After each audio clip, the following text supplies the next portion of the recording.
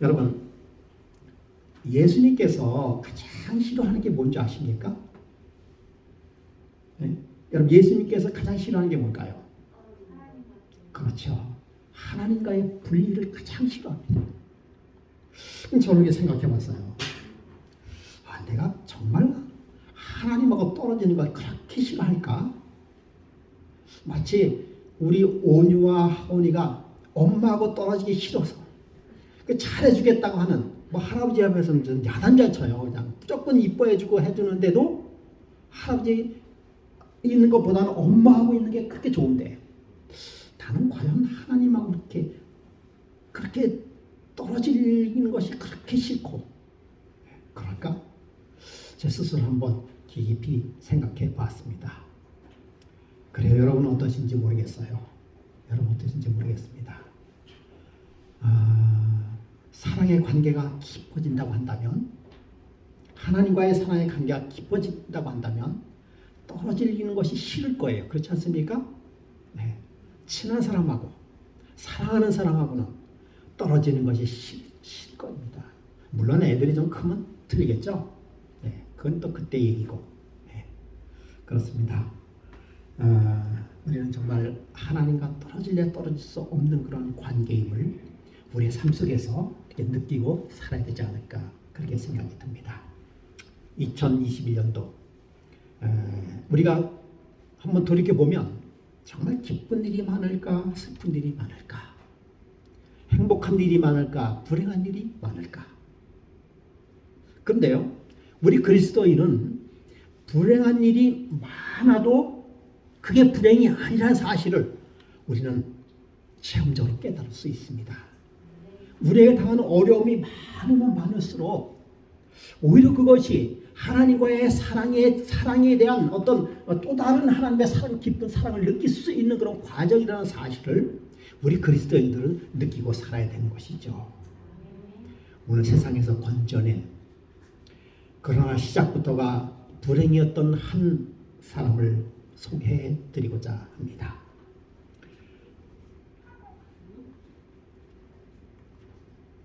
여러분 이 사람 누구죠? 예, 모세. 이런 노래 아세요? 갈대 밭속에다 내버린 모세, 불쌍한 어린 모세 가엾어라. 그러나 공주가 구원하셨네. 이 제가 또 그저 몇 년 전만 해도 이 노래를 불렀었는데 요즘에는 부를 일이 없었던 것 같아요. 예. 모세의 뜻이 뭐라고요? 네, 물에서 건져냈다. 여러분, 모세라는 이름을 누가 져줄게요? 어머니가요? 누이가요? 누가 적게요? 바로 이방 여자이면서도 그 바로의 공주가 지어진 이름이 모세예요. 그래서 그 다음부터 투투 모세 1세, 2세 다 그렇게 돼서 한 거예요. 그러니까 이 모세라고 하는 이름, 정말 성경에서 이 모세는 위대한 인물로 표현됐던 그 모세라는 이름을 누가 줬어요?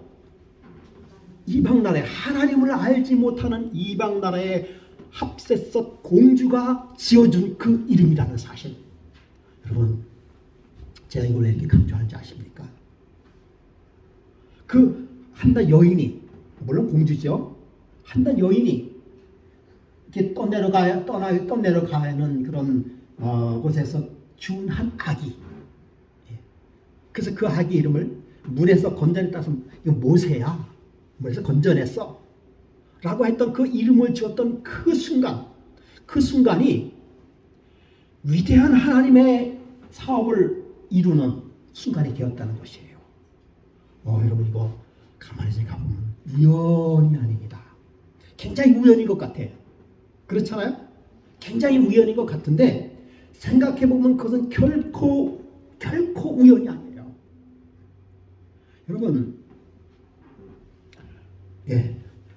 자, 우선 이제 보면서 한번 얘기해요. 그 누이가 바로의 딸에게 이르되 내가 가서 당신을 위하여 히브리 여인 중에 유모를 불러다가 이 아이에게 젖을 먹이게 하니까 이제 이 순간은 여러분 잘 아시잖아요. 그렇죠? 그 나라에는 무슨 일이 벌어졌는가 하면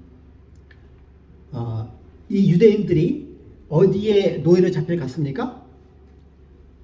애굽 나라에 사실 노예로 잡혀간 건 아니에요. 그렇죠? 그런데 나오겠습니다만은 요셉을 모르는 왕이 나면서부터 점점 그 민족이 어떻게 됐습니까? 창대하고 번성하게 되니까 이 나라가 위협을 받는 거예요. 야, 이거 이래서는 안 되겠다. 어떻게 저 민족은 저렇게 번성할 수 있을까? 그 나라의 위정자들이 걱정이 됐습니다. 안 되겠다.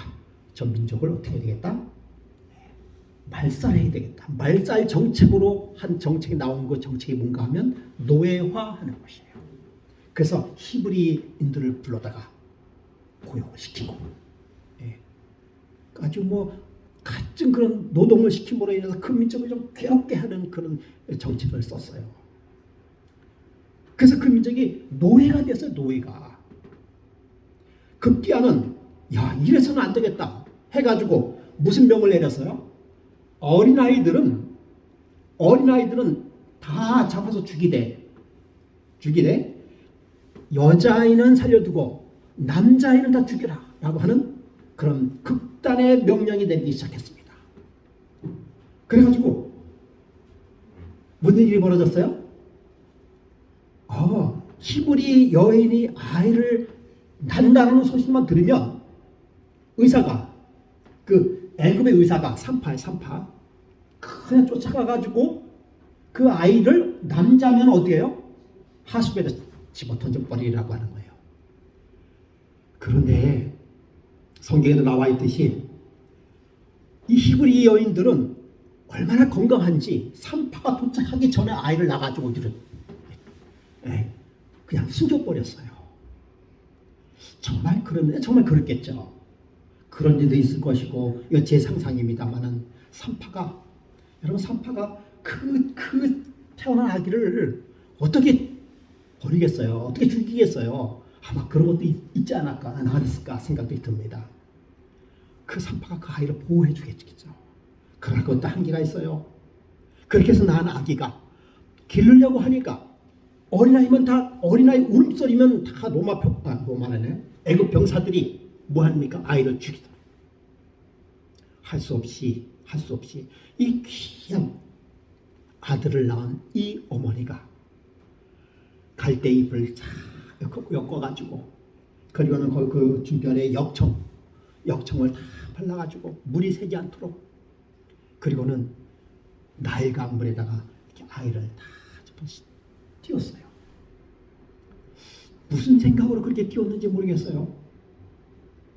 그리고는 그 누이 보고 너 저 아이를 잘 좀 지키고 있어. 그러는 그 누이가 갈대숲을 다 숨어서 그 나일강물에 흘러가는 그 동생 아기의 이름도 그때 안 진 것 같아요. 동생 아기가 이렇게 떠내려가는 그 장면을 바라봤습니다. 몇 달 됐다고요? 그때 몇 달 됐다고요? 석 달, 100일 된 아기예요. 이름도 안 적었어요. 이름도 없는, 모르겠어 집안에 이름을 지었는지 안 지었는지 모르지만 성경에 나오지 않았습니다. 그 아기를 이렇게 갈대밭 속에다가 싹 숨겨놨어요. 근데 마침 바로의 딸이 참 이쁘게도 생기고 마음도 착한 딸인 것 같아요. 바로의 딸이 이제 나일강에서 목욕을 하기 위하여 나일강으로 가는데 어디서 아기 울음소리가 들리는 것이에요. 그럴 수밖에 없는 것이, 이 애들은 눈치도 없죠. 배고프면 울고 불편하면 우니까. 그럼 어떻게 할 수가 없죠. 그 울음소리만 나면은 자박하니까. 그래서 나일강에 이렇게 했는데 아기의 울음소리를 듣고, 그래서 갈대 상자를 열어보니까 마침 그 아이가 방금 웃었는지 아니면 울었는지는 정확히 모르겠지만 이 바로의 딸 마음속에 아마 모성애와 그 숨길 수 없는 그런 사랑이 다 순간에 폭발되었어요. 그래가지고 그 아이를 품에 안았습니다. 척 보니까 어디 민족이에요? 히브리 민족. 벌써 그 애들만 봐도 알잖아요. 우리 서양 애들인지 우리 한국 아이들 딱 보면 알잖아요. 뭐 척 보니까 히브리 아이예요. 이 모세가 그 내용을 알까 모를까요? 잘 알죠. 히브리 아이들만 보면 어떻게 하는 것이야? 가뜩이나 이렇게 하수구에다 버리라고 했는데 이거 뭐 버릴 필요 없이 물에 물 그죠? 물속에다 그러면 이러면 아이고 그냥 시녀들 시켜서 그냥 이렇게 그냥 잠기게 해라 떠내라 버리면 그뿐인데 그런데 그 순간만큼은 이 합세섯 공주의 마음속에 아이에 대한 모종의 깊은 사랑이 싹텄어요. 그리고 있는 중에 그 누이가 그 장면을 다 보고 있다가 이제 그 장면에 그 누이가 바로의 딸에게 이르되 내가 가서 당신을 위하여 히브리 여인 중에 유모를 데려다가 이 아기에게 젖을 먹게 하리까. 안 그래도 아기가 지금 배고파서 그런 것 같았는데 그렇게 얘기를 하니까 바로의 딸이 그에게 이르되 그래 가라 하며 그 소녀가 막 달려가서 그 아기의 어머니를 불러오니 이 소녀가 참 지혜 있는 소녀예요. 마침 그 이야기를 해서 그 어머니를 데리고 와서 바로의 딸이 그에게 그 아기를 데려다가 나를 위해 젖을 먹이라 내가 그 싹쓸 주리라. 그래서 이게 이제부터는 누가 보호하는 아기가 됐어요? 애굽의 공주가 보호하는 그러니까 공주의 자식이 돼버렸어요. 그래가지고 이제는 아기를 기르는데 그냥 기르는 게 아니에요. 그러니 이 애굽의 딸이 이제 딸의 자식으로 삼았으니 내 자식이니 보통 기르겠어요? 여기 보니까 싹쓸 줬다. 싹쓸. 그게 그러니까 내 자식을 기르면서도 뭘 받는 거예요? 국가로부터 돈을 받고 기르게 되는 것이었어요. 그러니 뭐 상만 받았겠어요? 거기 아마 로마가 자꾸만 애굽 병사들이 그 집을 지켰겠죠. 그렇죠? 그럴 뿐만 아니에요. 또 그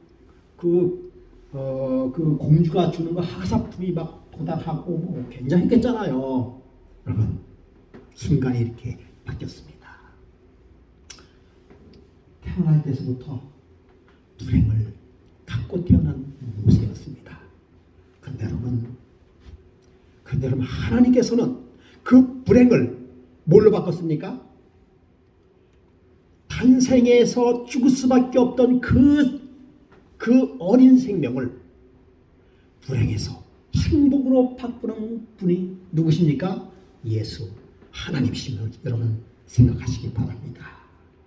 그 아기가 자라매 바로의 딸에게로 데려가서 그의 아들이 되니 그가 그 이름을 모세라 하매 이르되 이는 내가 그를 물에서 건져내었음이라 하더라. 물에서 건져내었습니다. 그래가지고 그 법 규칙에 따라서 12살 정도까지 엄마가 모세를 어떻게 했습니까?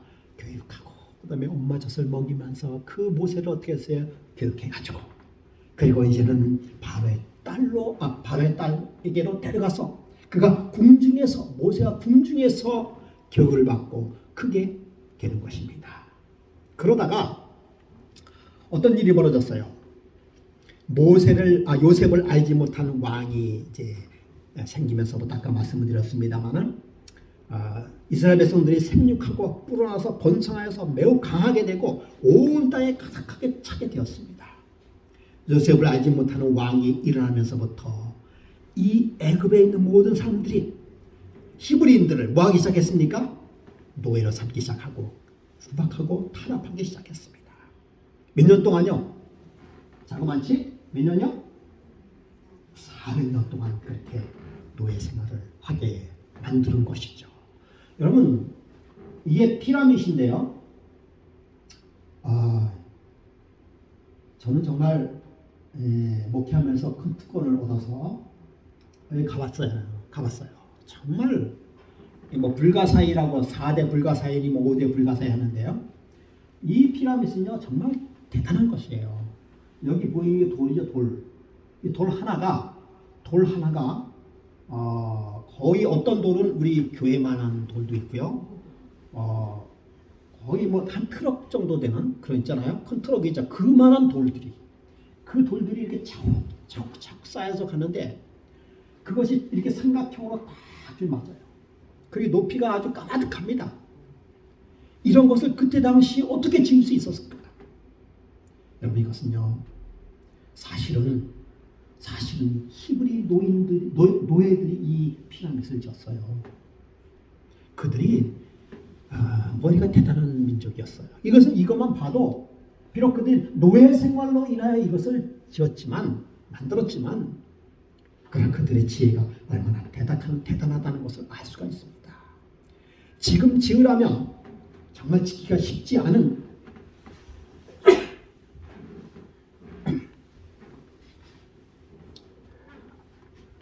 그래서 그 민족들이 학대를 받으면 받을수록 뭐 했습니까? 더 번져나갔어요. 네. 처음에는 그들의 민족이 몇 명 정도 된 줄 아십니까? 몇 명 정도 됐어요? 60명밖에 안 됐습니다. 400여 년이 지나면서 그들 민족이 60만으로 늘어났어요. 그러면 여러분 만약에 그 민족이 400년에서 60만이 됐는데 400년 더 있었으면요 60만이 아니라 엄청난 숫자로 불어납니다. 그러면 그 애굽 민족이 결코 당할 수가 없는 그런 강력한 힘을 가지고 있는 민족이 되어버릴 수밖에 없는 것이죠. 그러나 그렇게 되기 전에 하나님께서는 그 민족을 거기서 끌어내셨습니다. 한 2차 세계대전 때에 필리핀 마닐라에서 한 40km 떨어져 있는 곳에서 40km 떨어져 있는 코리지도라고 하는 섬이 있습니다. 거기에는 카바라투안이라고 하는 그때 당시에 수용소가 있었습니다. 일본이 그때 필리핀을 점령했었죠. 그죠? 예. 근데 그 수용소에 미국 군인이 약 1,500명 정도 상당히 많은 그런 미군인들이 거기서 수용소로 포로 생활을 하게 되었습니다. 여러분 그 포로 생활이 어떻겠습니까? 삭막하고 또 자유가 없고 그런 가운데서 그 포로 생활하면서 얼마나 그들이 힘들겠어요. 먹는 걸 제대로 먹겠습니까? 아니면 인간이 가지고 있는 기본적인 어떤 생활이 보장이 되었겠어요. 그들의 삶은 절망하고 낙담하고 때로는 거기서 죽어가는 그런 미국 포로인들이 이렇게 나타나기 시작을 했습니다. 희망이 없어 보여요. 전쟁이 언제 끝날지도 모르고. 그런 가운데 한 미국인 병사가 일본군 몰래 성경 한 권을 싹 감추어서 들어갔어요. 그리고는 그 미군 병사가 성경을 읽으면서 그 성경을 다른 사람들에게 하나씩 말씀을 전해주기 시작했어요. 그 이상하게 그 삭막한 그런 포로 수용소에서 하나님의 말씀을 받은 미국 병사들은 얼굴 색깔이 틀리고 그들의 삶의 모습이 틀려지기 시작했어요.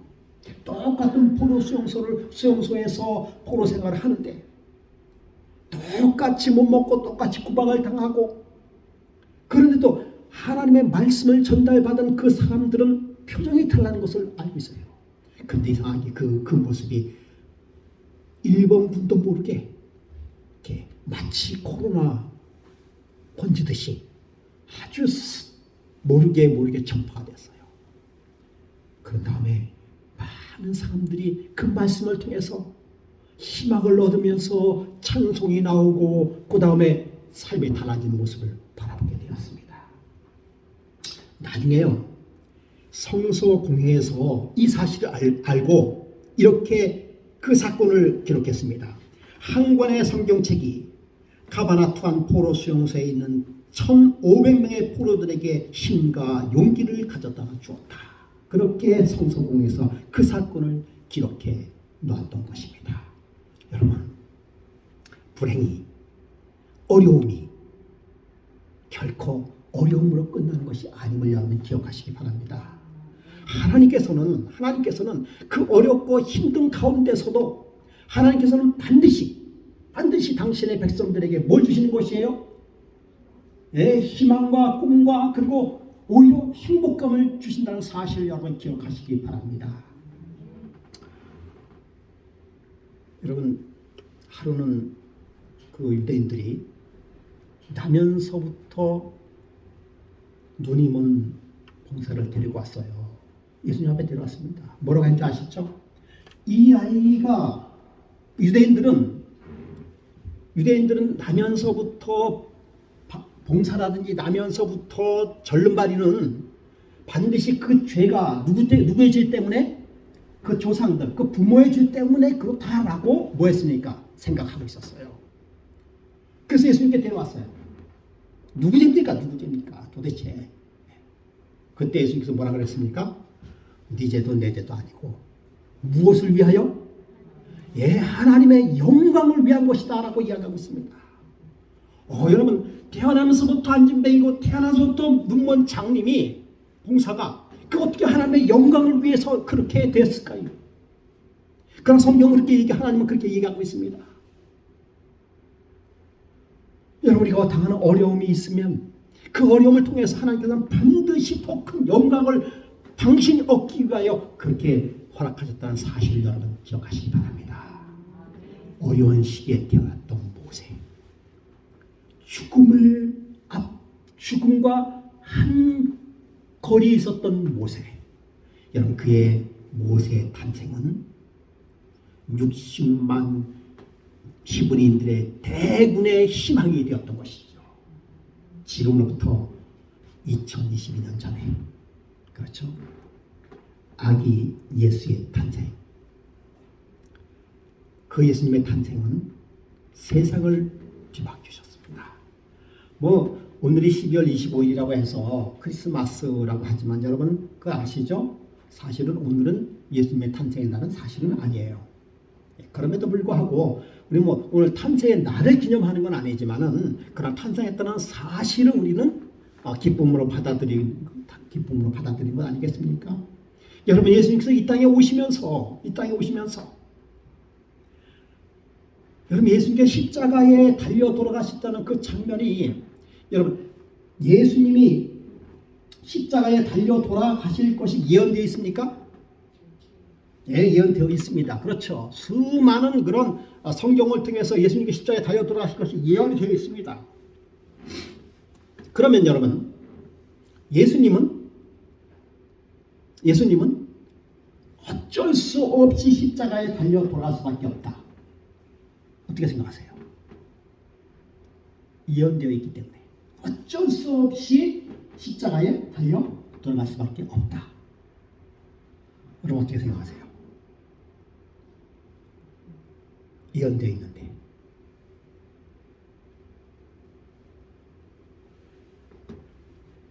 여러분, 예수님께서 어쩔 수 없이 십자가에 돌아갈 수밖에 없다라고 결정지어진다고 한다면 사탄이 그렇게 미련한 존재가 아닙니다. 사탄은 예수님의 탄생을 막으려고 하지 않았을 거예요. 왜요? 어쩔 수 없이 내가 무슨 짓을 하더라도 예수님 십자가에 달려 돌아가시고 나는 계획이 실패할 수밖에 없는데, 그렇지 않습니까? 여러분 생각해보세요. 상식적으로 한번 생각해보세요. 예수님께서 지금부터 2022년 전에 반드시 돌아갈 수밖에 없었다라고 확정이 지어진다고 한다면 사단은 그거 막을 수 있는 재주가 없어요. 사단이 그 정도는 압니다. 그런데 그럼 사단이 밀어내서 그럴까요? 사단은 가능성을 봤어요. 이 대단히 중요한 얘기예요. 여러분, 사단이 그렇게 이 모세를 죽이려고 하는 것도 결과적으로 누구를 죽이려고 하는 것이 메시아를 이 땅에 탄생되지 않게 하기 위한 사단의 하나의 또 작전이었습니다. 사단은 수세기 동안에 가면서 예수님의 메시아의 탄생을 뭐 하는 것입니까? 탄생시키지 않으려고 가진 노력을 다 기울였습니다. 왜 그랬을까요? 사단이 할 일이 없어서요? 밀어내서요? 아니에요. 예수 그리스도의 탄생만 막을 수 있다고 한다면 자기는 뭐 할 수 있는 것이에요? 자기의 계획이 성공할 수 있다고 생각했던 것입니다. 그러면 여러분, 사단이 생각하기에는 이게 뭐 지난 일이지만요, 이렇게 하면은 예수님이 땅에 탄생되지 않을 것이다라고 확신을 가졌어요. 그래서 그 일을 아주 계획적으로 사단이 한 것이에요. 그런데 그 일이 순간순간 실패로 돌아가는 것입니다. 그래서 1차 계획 실패했어요. 야, 안 되겠다. 2차 계획 또 실패했어요. 머리를 씁니다. 여러분, 사단이 머리를 쓰는데 머리에 보통 쓴 게 아니에요. 막 그냥 핍박도 했다가 안 되니까 이제는 유화정책으로 살살 유화정책으로 나와가지고, 예? 그렇지 않은 것처럼 그렇게 3차 그래도 또 실패하는 거예요. 여러분,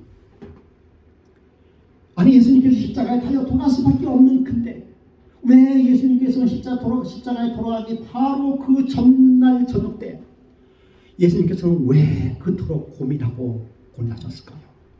물론 죄가 싫어서 그렇겠죠. 그것은 맞습니다. 그래도 왜 운명처럼 받아들여야 되는 거 아니에요, 예수님이? 그렇지 않습니까? 어쩔 수 없이 내가 무슨 일, 제 생각이에요. 내가 오늘 무슨 일이 하든 나는 십자가에 돌아갈 수밖에 없는 사실인데 그냥 모든 일을 운명처럼 받아들이면서 해야 되는데 왜 그날 저녁 때 예수님께서는 고민하시고, 그 다음에 이건 제 표현입니다만 예수님께서 겟세마네 동산에서 발발발 떠셨어요. 왜 그러실까, 예수님께서? 네? 그리고는 예수님은 뭐라고 하셨습니까? 주여, 할 수만 있으면 이 잔을 좀 내게 좀 떠나게 하십시오. 할 수만 있으면. 여러분 왜 그랬을까요? 여러분, 예수님도 십자가를 지지 않을 가능성도 있었습니다. 그러니까 그게 자유의지예요. 앞으로 자유의지에 대해서 제가 전에도 자유의지를 계속 연구했는데 앞으로 계속 연구해야 될 문제입니다. 이것이 사교회학 교재에도 연관되기 때문에 제가 말씀드리는 것입니다. 십자가 자체도 예수님의 자유의지에게 맡기셨어요. 예수님 십자가 안 지시고 그냥 하늘로 올라가신다고 해서 누가 손가락 잘 수도 있겠어요? 아니요. 그렇다고 예수님이 죄인이 될 수는 없는 것이에요. 여러분, 그냥 십자가를 진 게 아니에요.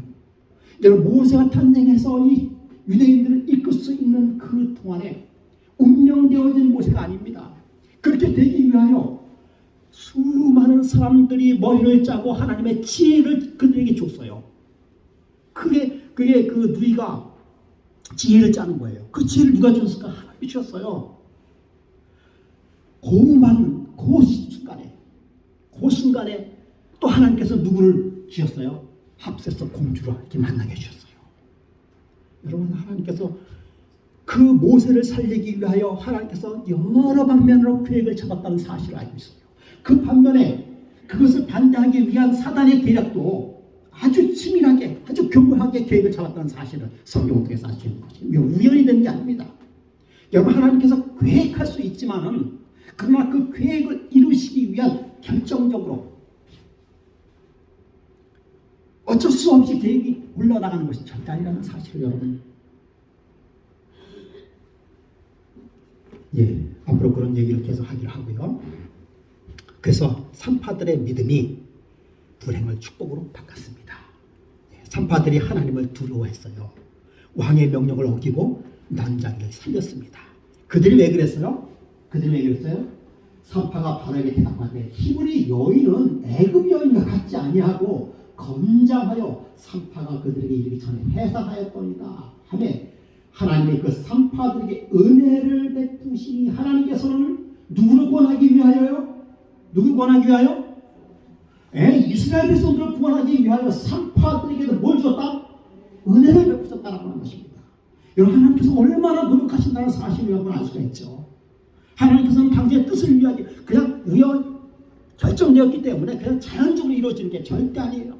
하나님께서는 그 사업을 이룩하기 위하여 하나님께서 얼마나 산파들에게도 은혜를 베푸시고 그 백성은 번성하고 매우 강해집니다.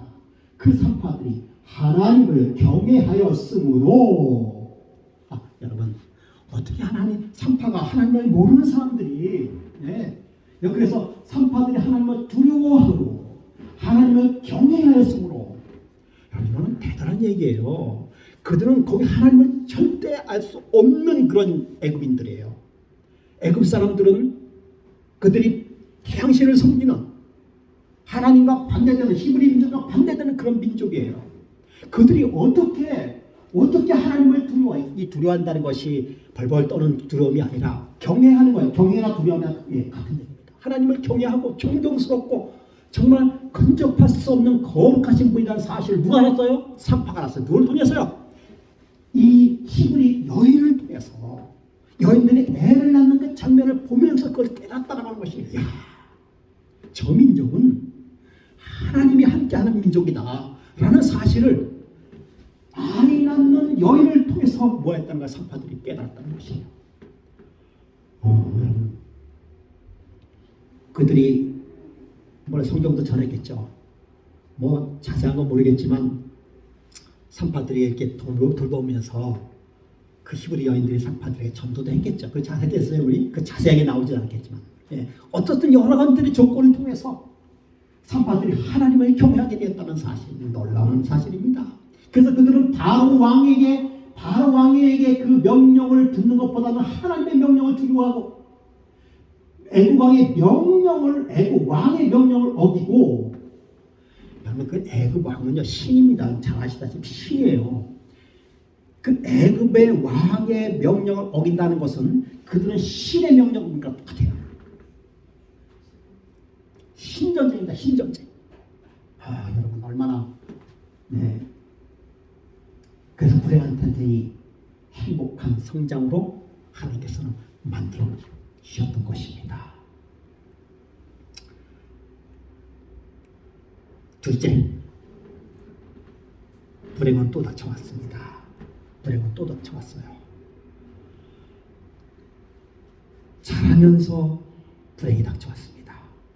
모세가 거의 청년 시절을 어디서 보냈어요? 애굽왕 궁전에서 보냈습니다. 그의 나이가 이제 거의 한 40이 다가오면서 애굽에서 결혼을 안 했는지 모르겠어요. 어쨌든 간 나이 40이 가까우면서 모세가 사실은 이제 바로의 직위에 오를 만한 그런 처지와 입장이 거의 되었습니다. 모세의 그러니까 베다는 형제랬죠. 그래서 진짜 바로의 자식이 있었어요. 이렇게 있었습니다. 그럼에도 불구하고 모세가 다음 그것을 이을 수 있는 그런 첫째 자리에 올랐습니다. 그러나 하나님께서 하나님의 섭리였는지 모르지만 모세는 바로의 공주의 아들이라 칭함을 거절하고 도리어 하나님의 백성과 고난받기를 잠시 죄악에 나가 누리는 것보다 더 좋아하고 그들의 백성을 선택하게 되었어요. 여러분 아시다시피 그는 늘 무슨 생각을 하면 자기 민족을 생각하게 되었습니다. 어렸을 때부터 부모의 교육이 또 그랬었고, 그러면서 우리 민족이 왜 저렇게 고통과 고난을 당할 수밖에 없을까? 그런 생각을 했어요. 그리고는 내가 히브리 민족이라는 사실을 어렸을 때부터 그런 마음속 깊이 인식하게 되었습니다. 내가 장차 이 애굽의 왕이 될 것인데 과연 나는 이 왕에 대해서 무엇을 할 수 있을까를 생각했을 거예요. 내가 왕이 돼서 전 민족을 구원할 수 있을까? 가만히 놔두면은 계속해서 탄압으로 그 민족이 고통과 고난 속으로 퍼져나가는데, 그런데 그러면 그럴수록 그 민족은 더 번창해 나가는 거예요. 이 모세도 어떻게 할 수 있는 겨를이 없고 바로도 어떻게 할 수 없는, 가만히 놔두면 전쟁을 하든지 아니면 그 민족을 완전히 없애버리면 뭔가 이 정책이 있어야 될 그런 판이 다가왔던 것이죠. 여러분들 잘 아시다시피 그러다가 이 로마는 애굽 병사들이 히브리인을 쳐서 죽이는 경우는 쳐서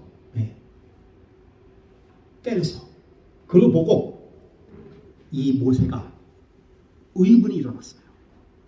그래서 그 애굽 병사를 한번 친다는 것이 그만 죽어버렸어요. 그렇죠? 그래가지고 아무도 모르게 땅에다 이렇게 슬쩍 묻어놨습니다. 근데 그 장면을 누가 봤어요?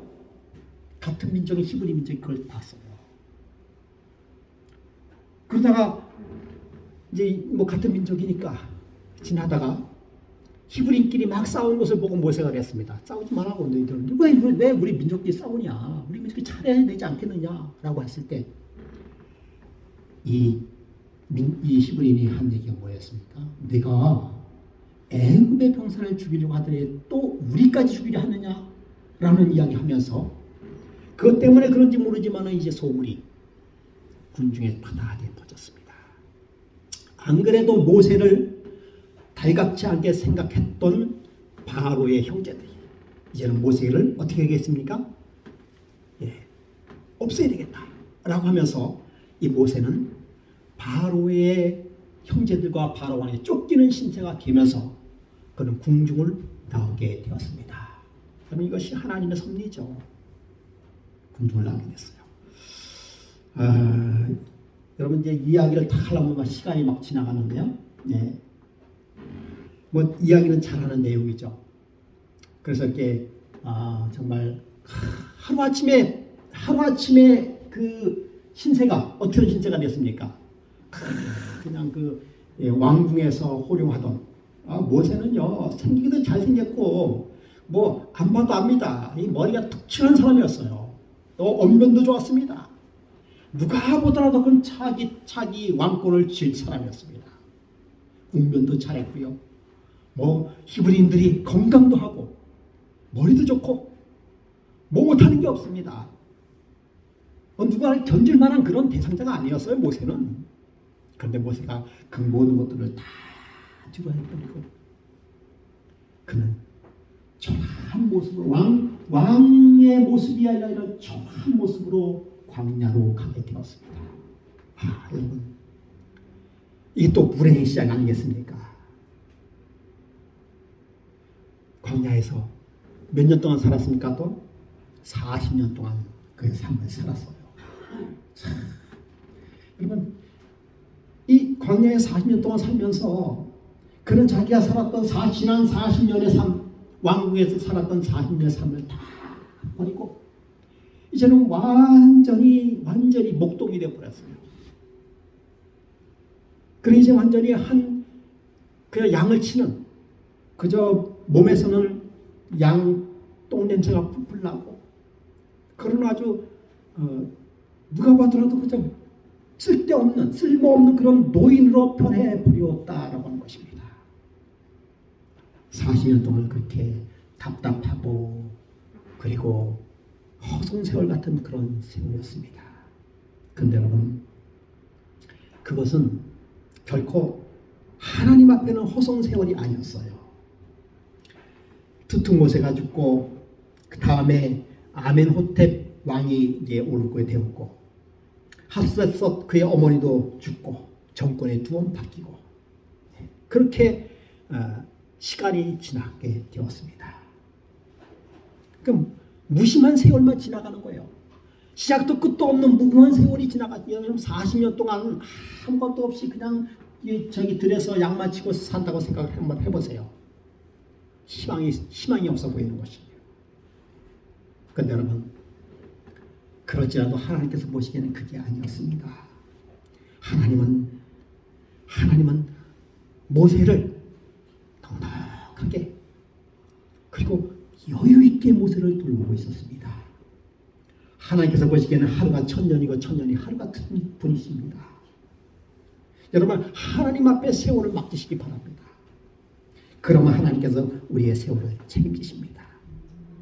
여러분 40년 동안 모세가 자기의 수위를 삶을 살았다고 한다면 그것은 허송세월이었어요. 그런데 하나님께서는 40년 동안의 그 허송세월 같았던 그 세월을 하나님께서는 모세의 삶을 돌봐줬어요. 모세의 삶을 이끌었습니다. 그러므로 40년의 삶은 결코 낭비의 삶이 아니었다는 것입니다. 여러분 오늘 여러분 안식일 여기 왔잖아요. 오늘 이 시간에 돈을 벌면 안 될까? 오늘 뭐 이 시간에 단일을 하면 어떨까? 우리는 왜 여기 와서 이렇게 앉아 있을까? 여러분, 결코 소리가 아닙니다. 시간을 하나님께 맡기시기 바랍니다. 그럼 하나님께서 책임을 지십니다. 너무 하나님께 시간을 맡겨놓고 내가 조급해하지 마시기 바랍니다. 하나님께서 우리의 삶을, 우리의 세월을 어떻게 하는 것입니까? 책임지는 것입니다. 모세의 40년간의 삶을 책임을 누가 지셨어요? 하나님께서 책임지셨어요. 여러분, 퀴즈 하나 낼까요? 여기서 모세의 장인 이름이 아닌 것은 어떤 걸까요? 이드로, 루벳, 호박, 홈니, 이 네 이름 중에서 모세의 장인의 이름이 아닌 이름이 뭘까요? 네? 아닌 2, 3, 4 전부 아니에요? 여러분, 저 힌트는요, 넷 중에 한 사람 하나입니다. 네. 네, 결혼을 많이 한 게 아니고요. 이게 여러 군데서 이렇게 모세 장인에 대한 이름이 나옵니다. 이드로는 맞죠? 그죠? 여기 나왔으니까요. 예. 여기서 이드로 외에 좀 이렇게 친근한 이름 하나 있지 않아요? 예? 홈니와 비니아스, 그죠? 홈니가 모세 장인 이름이 아니고 이드로, 루엘, 호박 전부 다 모세 장인 이름이에요. 누가 홈니라 그랬어요? 이따가 선물 하나 드리려고 그러는데, 예, 신분 완전히 상실했습니다.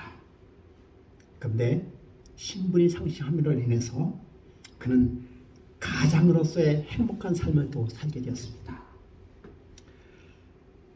모세의 낯을 피하여 어디로 갔는가 하면은 미디안 제사장의 7 딸에게 갔습니다. 거기서 물을 이렇게 길어서 양떼들이 그 물 먹는 걸 봉사하는 일을 했어요. 예. 그것이 계기가 돼가지고 거기서 가정을 이렇게 되었습니다. 여러분, 신분 상실의 불행이 희생과 봉사가 만든 행복으로 바뀌었어요. 그래서 그는 거기서 가정을 이루게 되었습니다. 그래서 첫 번째 그 아들의 이름을 뭐라고 지었습니까? 게르솜이라고 해서 게르솜. 근데 그 게르솜의 이름이 뭔가 하면 내가 타국에서 나간 애가 되었습니다. 그런 이름이에요. 내가 이 광야에서, 원래 자기 고향은 거기 아닌데 내가 산 곳은 여기 아니었었던 것 같았는데 정말 이 황량한 그런 광야에서 그는 첫 아들을 낳았으면 내가 나간 애가 되었다라고 이야기하고 있었습니다. 그렇게 불행한 삶을 살았던 40년. 그러나 하나님께서는 그 40년의 세월을 하나님께서 어떻게 했습니까? 도와주셨습니다. 둘째 아들을 낳았어요. 둘째 아들을 낳았습니다. 여러분, 둘째 아들 이름이 뭐예요? 엘리에셀. 엘자가 들으면 하나님이죠, 그죠? 하나님께서 준비해 주시고 인도해 주셨다는 사실을 그는 뭐 40년의 세월을 통해서 그는 뭐 했습니까? 알게 되었어요. 드디어 하나님의 그 민족의 울부짖음이 어디까지 닿습니까? 하늘까지 닿았어요. 하나님이 그들의 고통 소리를 들으시고 하나님 아브라함과 이삭과 야곱에게서는 그의 언약을 기억하사 하나님이 이스라엘 자손을 돌보시고 하나님의 그를 기억하셨더라. 여러분, 제가 아까 설명드린 이야기가 바로 이겁니다. 아브라함과 이삭과 야곱에게 세운 그 언약을 이루시게 하기 위하여 하나님께서는요, 그 언약을 세웠기 때문에 당연히 그럴 수밖에 없었던 것이 아니라 그 언약을 이행하기 위하여 하나님께서는요, 모세가 하는 인물을 통하고 그 다음에 합세서신하고는 공주를 타고 그 다음에 그 고통과 고난 그 얽히고 설키는 그의 삶을 하나님께서 어떻게 했습니까? 정말 이게 뭐랄까요?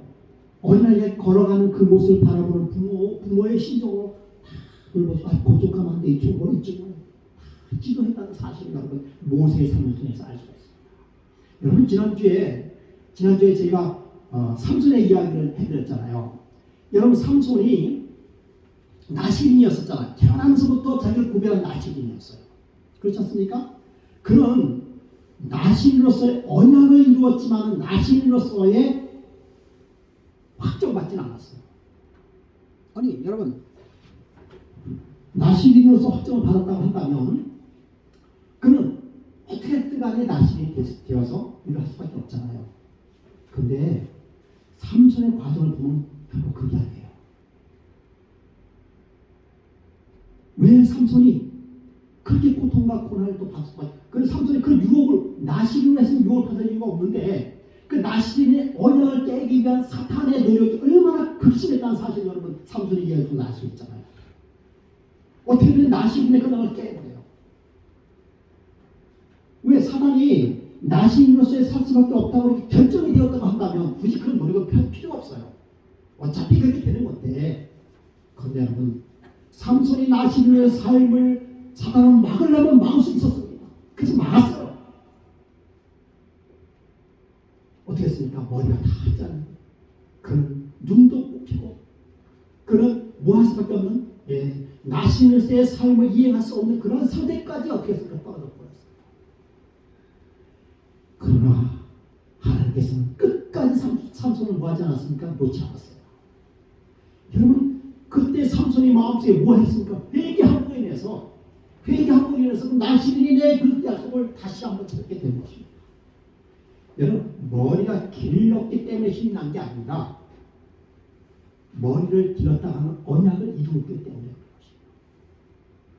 하나님의 성령 마찬가지예요. 그 고통의 소리를 들으시고, 그렇죠? 부르짖는 소리가 하나님께 상달됐기 때문에 하나님께서는 그 모세라고 하는 인물을 이미 이런 일이 나기 80년 전부터 아기 모세를 준비해 놓으셨어요. 하나님께서. 그리고는 그 정말 극적인 삶을 인도하면서 이 민족을 구원하기 위한 하나님께서 미리 준비해 놓으셨다는 것입니다. 그것도 그냥 어쩌다가 우연히 된 것이 아니라 하나님의 섭리가 매 순간순간 80년의 생활 동안에 모세를 그렇게 인도했던 사실을 성경을 통해서 알 수가 있는 것입니다. 그래서 이제 엘리에셀이라 이런 아버지 하나님 나를 도우시고 바로의 칼에서 나를 구원하셨다라고 하는 것입니다. 그래서 여러분, 애굽을 이제 포기하게 되었습니다. 사무치는 외로움, 그리고 화려한 궁전과 애굽 나라의 비전과 명예 및 정치력을 다 잃어버리고 모세는 외로움 속에 휩싸일 수밖에 없었어요. 그 가운데 하나님께서는 그에게 다시 희망을 주었습니다. 그에게 너와 함께 했다는 놀라운 은혜를 그 자식을 통해서 심어주셨어요. 여러분, 우리는 2021년도 무엇을 잃어버렸나요? 무엇이 우리를 불행하게 만들었을까요? 무엇이 나를 어려움에 빠지게 만들었습니까? 인간관계가 나를 어렵게 했습니까? 그리고 직업이 나를 어렵게 했습니까? 코로나가 나를 어렵게 했습니까? 건강이 나를 어렵게 했습니까? 내 자식이 나를 어렵게 했습니까? 우리 부모가 나를 어렵게 했습니까? 우리 교우님이 나를 어렵게 했습니까? 아니면 목사가 여러분들을 어렵게 했습니까? 혹은 나의 나태함이, 그리고 나의 무관심이, 나의 이기심이, 나의 욕심이, 이런 걸 통해서 우리가 무엇을 잃어버렸을까요? 그런데 하나님께서는요, 잃어버렸던 것을 통해서 위대한 지도자 모세를 탄생시켰습니다. 여러분이 2020년도 우리가 무엇을 잃어버렸을까요? 여러분, 잃어버린 것에 대하여 속상해하지 마시기 바랍니다. 잃어버린 것에 대하여 가슴 아파하지 마시기 바랍니다. 잃어버린 것에 대하여 질투심을 느끼지 마시기 바랍니다. 잃어버린 것에 대하여 지나치게 속상해하지 마시기 바랍니다. 하나님께서는 그것을 통하여서 위대한 일을 할 수 있다는 사실을 우리 모세의 삶을 통해서 우리는 조명해 볼 수가 있는 것입니다. 쫓기던 도망자에서 바로의 왕 앞에서 서 있는 힘 있는 자가 됐고요. 사람의 아들에서 하늘의 아들로 되었고요. 외로운 자에서 하나님께 동의하는 자로 거듭났고요. 운물의 두레박에서 물을 퍼서 봉사하던 모세가 하늘의 생명수를 바위에서 먹이는 생명의 전다자로 바뀌었습니다. 양들에게 풀을 먹이던 모세가 60만 대군에게 하나님의 십계명을 전달하는 말씀의 전도자가 되었습니다. 양들을 돌보는 목동에서 60만 대군을 가나안 땅으로 이끄는 위대한 지도자가 되었습니다. 죄된 나라에서 미라로 보관되어서 태양신에게 바쳐지는 그런 신세에서 영원한 나라 하늘에서 살아서 하나님과 찬양을 하는 자가 되었던 것입니다. 그러므로 여러분 21년도를 감사하시기 바랍니다. 우리 행복교회 성도 여러분, 하나님께 감사하시기 바랍니다. 그의 선하시며 그의 인자하심이 영원하기 때문인 것입니다. 우리 행복교회 성도 여러분, 여호와를 찬송하며 그의 거룩함을 기억하며 감사하시기 바랍니다. 행복교회 성도 여러분, 여호와께서 그의 선하시며 인자하심이 영원함을 할렐루야로 찬양하시기 바랍니다. 우리 금화행복교회 성도 여러분, 늘 감사하시는 삶을 사시기 바랍니다. 우리 금화행복교회 성도 여러분, 신들 중에 뛰어난 하나님께 감사하시고 그의 인자하심에 감사하시기 바랍니다. 모든 무리 중에 뛰어나신 하나님이 우리와 함께 계신다는 사실을 기억하시기 바랍니다. 2021년도에 우리를 불행하게 했었던 이들이 조용히 있습니까? 있으면 그것을 축복으로 생각하시기 바랍니다. 하나님께서는 그것을 축복으로 만드시는 분이시기 때문입니다. 이제 2022년 새 희망, 2022년에 우리 어떠한 불행이 우리에게 닥쳐온다라고 해도 그것은 불행이 아닙니다. 하나님이 함께 계시면 그것은 희망입니다. 하나님과 함께 계시면 우리는 하나님과 영원히 동행하며 저 하늘나라까지 갈 수 있는 놀라운 축복의 동행임을 우리 금화행복교회 성도 여러분 기억하시기 바랍니다. 우리 하나님께서 우리와 동행하십니다. 하나님께서 끝까지 우리가 저 하늘나라에 가는 그 순간까지, 아니 거기서도 끝까지 우리와 함께 동행한다는 사실을 여러분 믿음의 눈으로 바라보는 2022년이 되기를 간절히 바라면서 말씀을 마치겠습니다. 다 같이 일어서서 527장 주 날개 및 내가